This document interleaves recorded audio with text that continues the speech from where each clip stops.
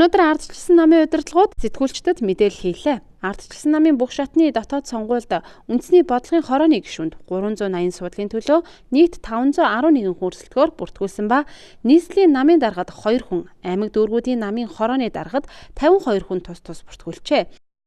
Ардчилсан намын бүх шатны дотоод сонгуулийг явуулах нэрсийн чагсаалт бүртгэгдэж дуусаад нийт манай ардчилсан намын үндэсний бодлогын хороонд 380 нэр дэвшиж байхаас 511 хүн бүртгүүлээд байна. Энэ чөлөөт судалт 315, эмэгтэйчүүд 99, залуучууд 97 гэсэн тоотой 511 хүн үндэсний бодлогын хороонд бүртгүүлсэн. Мөн түншлэн нийслэлийн намын даргад 2 хүн бүртгүүлсэн. Аймаг дүүргүүдийн намын даргад 52 хүн бүртгүүлээд байгаа. Харин саналын эрхтэй гишүүдийн бүртгэл өчигдрийн тэг цагаар дуусгарлсан байна. Мөн дотоод сонгуульд санал өгөх эрхтэй 152,800 хүн бүртгүүлсэн байна. Дотоод сонгуулийн үйл ажиллагаа, бүртгэлийн үйл ажиллагаанд идэвхтэй оролцсон ардчилсан намынхаа нийт гишүүдэд одоо барьснаар багтаа илэрхийлье. Ингээд ардчилсан намын дотоод сонгуулийн үйл ажиллагаа хэвийн цаг хугацаанд одоо эрчимтэй явж байна гэдэг бас та бүхэнд хэлэх зүйтэй баха.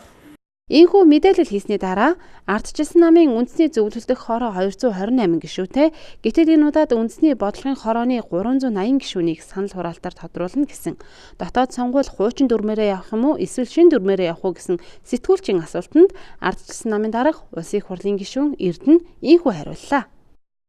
Ерөнхийдөө бол ардчилсан намд өнөөдөр хуучин шин дүрм гэдэг ойлголт бол байхгүй.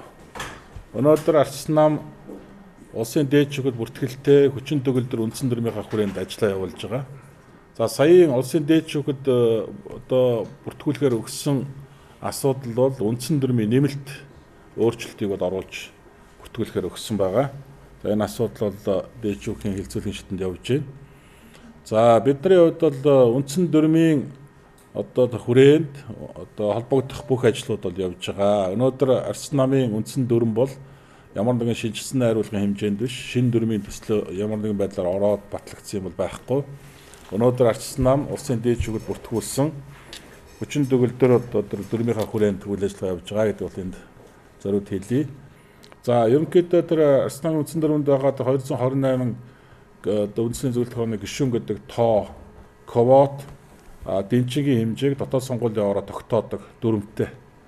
Тэр дүрмийнхаа хүрээнд өнөөдөр дотоод сонгуулийн ороо шийдвэр гаргаад ингэ явж байгаа гэдэг бас та бүхэнд хэлье. Тэгээ энд бол ямар нэгэн дүрмийн зөрчил байхгүй гэдэг бол та бүхэнд хэлье. Мөн ардчилсан намын дарга Эрдэнэ намын дотоод сонгуулийн үйл ажиллагаа товлогдсон цаг хугацааныхаа дагуу явагдана. Ирэх сарын 2-нд ардчилсан намын дотоод сонгуулийн санал хураалтаа улс орон даяар явуулахаар бэлтгэл ажилдаа ороод байна гэж мэдэгдлээ.